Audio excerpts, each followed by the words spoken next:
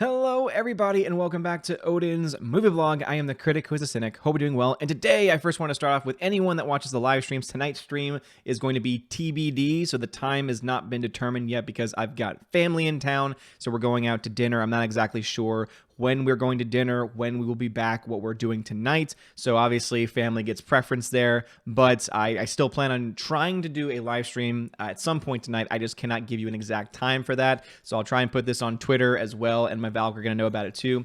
That way everything is taken care of. But anyway, we want to talk about this news today. I mentioned it in the video that I did the other day, talking about the Joker, and that is, of course, the recent a quick comment from Martin Scorsese, which to me has so much truth to it, and the way that people are going after him and criticizing him for, to me, is just, I think, really unfair, because I think that he is someone that is just being honest. It's just giving an opinion on what he feels about these specific movies, but also I think that what he's saying has a lot of truth to it as well. But before we get into that, just wanted to talk about a little bit of the Joker box office update, because obviously it's something that I'm very interested in, because I'm loving this film. It's my favorite film of the year at this point in time. Right now, this is my top 10 list and what it looks like. Joker, Once Upon a Time in Hollywood, John Wick 3, Alita Battle Angel. Of course, this list can change over time, but that's right now my top 4. And Joker really is just that damn good. But it actually set a October single-day record with $39.9 million on its opening day. And as it says right there, after taking home $39.9 million in Friday domestic sales, the biggest October opening day ever, the R-rated supervillain film is eyeing a huge $92 million opening weekend total. Now, of course, the range has been between around 80 and 95 million, with a 40 million or so opening weekend or opening day. It seems very likely that the film is going to get closer to the 90 to 95 million. If the film can somehow break 100 million, I will be ecstatic. Like, I might actually try and see it sometime tomorrow, or at the very least this week, to try and help it out to see it again, because of just how great the film is and how much the film really deserves to get all the accolades that it's getting and to make all the money that it seems to be making at this point, especially as a rated R film, which tend not to make as many films, as much money at the very least. But going back to Martin Scorsese, because I really do think that the two are tied together, because when you look at Joker, Joker is oftentimes described as being a film that's not your typical comic book movie, and some even say it's not a comic book movie, but I think that's a poor representation of what comic book movies are. To me, a comic book movie is a movie that features comic book characters, but we've just gotten so used to having this genre in our minds where it has to be a lot of action, has to be a lot of CGI, etc. Giant popcorn flick, not a whole lot of substance to it, and that is our typical idea of what this type of film is. And I think that's exactly what Martin Scorsese is saying here when he talks about Marvel films specifically not being cinema. And I think it really comes down to the fact that it's just a lot of truth. He says here, honestly, the closest I can think of them as well made as they are, with actors doing the best they can under the circumstances, is theme parks. It isn't the cinema of human beings trying to convey emotional, psychological experiences to another human being. And as I said before, there's a lot of truth to that. Yeah, Avengers Endgame may have made $2.8 billion. It might be one of the highest grossing films of all time, but that doesn't mean that it is the best movie. Box office does not equal quality. Box office does not mean that a film is good or bad. There have been plenty of terrible films that have made crap tons of money at the box office. Of course, the one that always comes to mind is a film like Alice in Wonderland, where that film made over $1 billion. The sequel made much less than that because the film just wasn't very good, but still people heard the name and saw the effects and saw the CGI and everything. And of course, Disney pushed it and promoted it to hell. And guess what? People got, they got the butts in the seats. But you need to have, of course, a good property if you want to have a successful sequel, etc.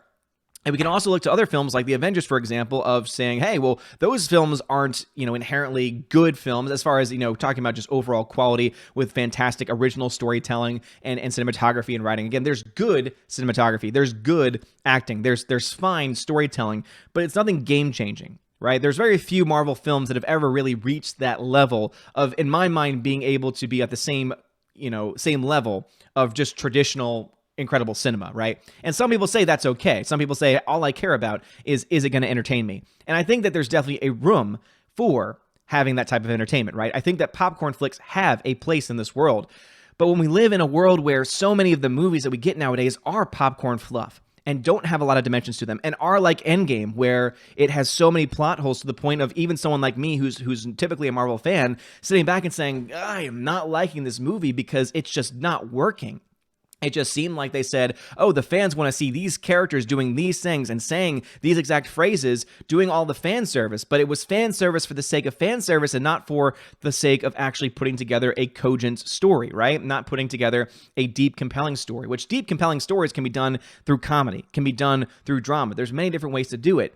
But I think all of us can at the very least come together and say, yeah, most Marvel films are pretty similar. They have the same tropes, they've got the same mindsets, they've got the same beats, they've just got maybe different actors in there, different directors, different cinematographers. And I'm not saying, and obviously he says that they're saying, honestly, the closest I can think of them as well made as they are. So he admits that they are well made and that the actors are doing the best they can with the material they have. And he says that they're like theme parks. And I think that's a valid comparison because they really are like theme parks, right? Yeah, it's a lot of fun. You enjoy your time while you're there, but not many of them are really going to change your life. Maybe every now and then there's that one ride that changes your life, that like sticks with you. But for the most part, they're not. For the most part, they don't stay with you. For the most part, they just are another day, right? They are all flash with no actual substance. And that's, to me, a perfect comparison of these typical Marvel films. And not just Marvel, of course, but I think all of these big budget popcorn films fall into the same category. I think that the only thing that I would really criticize his comment here for is him only pointing out Marvel. But of course, it was within the context of the question that was asked to him about Marvel movies in general, right? And so I think that he would say that this would apply to any popcorn film, but because he was asked about Marvel, that is the reason why he ended up saying the things that he said. And if anyone is going to say something like this, and I think have a lot of weight behind it, especially when you think about just the film world and film history in general, it would be Martin Scorsese. Martin Scorsese is one of the greatest filmmakers of our time. The fact that this man is still making the highest quality cinema, the fact that even a film that hasn't come out yet is a film that most people want to see, that have on their to-watch list, that people, even critics, are seeing all the work that he's doing and saying, good Lord, this man has been doing this forever, has been doing this now for 40 years or so, and is still pumping out quality movies. He's not just making movies every single year or every 2 years on a schedule. He picks his projects. He does the ones that he wants to do. He makes sure that he's going to have a passion behind the project before he does anything else. He doesn't just do it for a paycheck. And there aren't many filmmakers like that in today's world. I can think of Scorsese. I can think of Nolan. I can think of Quentin Tarantino, Denis Villeneuve. Like, I can think of these different people, and yeah, they may have taken on bigger project at some point in their time, right? Some of the more, I guess you could say, broad appeal movies, but none of them have really ever fallen to that trope. Spielberg, right? Many people put Spielberg into the same category, but Spielberg has fallen so far away from just the brilliance that he had for so many years, especially after a film like Ready Player One, which was just a complete crap fest of a film. And it really didn't feel like Spielberg at all in a lot of ways. Scorsese has been very consistent. Denis Villeneuve has been very consistent. Christopher Nolan, Quentin Tarantino, all of them have been very consistent in their movies with the qualities that they try and push forward in cinema. And so for all those people that are being critical, and there's some people that I actually appreciate who are being critical of what Scorsese is saying here, I think that they need to really step back and think, okay, what is the context of what Scorsese is saying? What is Scorsese actually trying to say? And are you therefore going to be critical of him and deny what he's saying is being true? Because if you do that, then you're denying that there is a difference between a movie like The Joker and a movie like Endgame. You're trying to say that, oh, no, they should be seen in the same light. When in reality, we know that Joker, on the one hand, is a well-written, well-crafted together, objectively good film, while Endgame is a haphazard, put-together film that, yeah, might look really good on paper, yeah, might have all the visual effects, yeah, might make a lot of fans, a lot of the normies happy, but when you really dive into the story and you think about, hey, but this doesn't make sense and this doesn't work, and the automatic excuse is, well, hey, it's a popcorn film, or hey, it's a Marvel film, or hey, it's an MCU film, you're not supposed to think about it.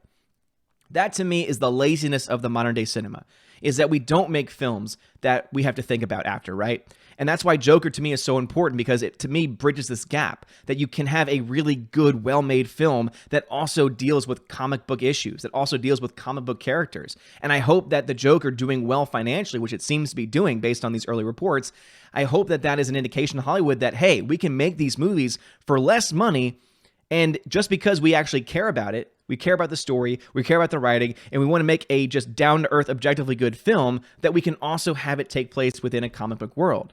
And again, don't get me wrong here. Are there some really good films, quality, objectively good films that come out of places like the MCU? Absolutely. However, especially lately with the latest string of films we've gotten, it's just gotten so monotonous. It has just gotten so repetitive that you have the same thing happening over and over again. Joker is fresh air.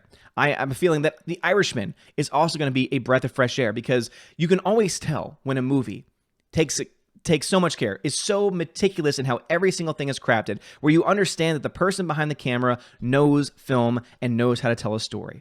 But then at the same time, you can also tell when a movie is just meant to forward a gigantic MCU or a giant universe, a giant cinematic universe in general, and only cares about hitting these major high points, maybe having some underneath elements to it, but more so focused on the fluff and not so much on the actual, meat of the story itself. But anyway, let me know your thoughts, because I know that a lot of people have been feeling a lot of different ways about this specific statement. I think that Scorsese's right.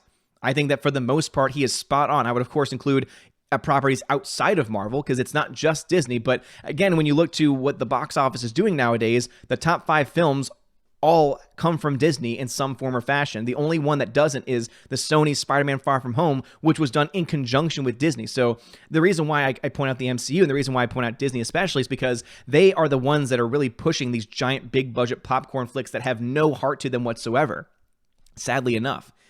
And films like The Irishman, films like Joker, films like, I would even put in there anything that Christopher Nolan or Denis Villeneuve or any of these other people, Once Upon a Time in Hollywood, right?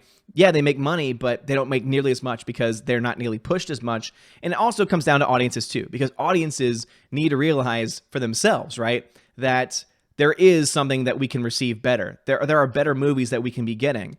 But the problem is that we're not seeing those movies. Instead, we're allowing the studios to give us these cookie cutter things that parade as movies and parade as cinema, when in reality, just as Scorsese says here, they really are not cinema. Anyway, let me hear your thoughts about this and all the things we talked about in the comment section below. If you like this video, smash the like button, give me a subscribe, it helps me out a lot. And also remember, again, live stream tonight should still be happening. I just don't know exactly what time it will be happening, and I'll keep you guys posted on that as soon as I know anything on Twitter and on the Discord. So you guys are awesome. I love you guys. Have a wonderful day, and as always, God bless.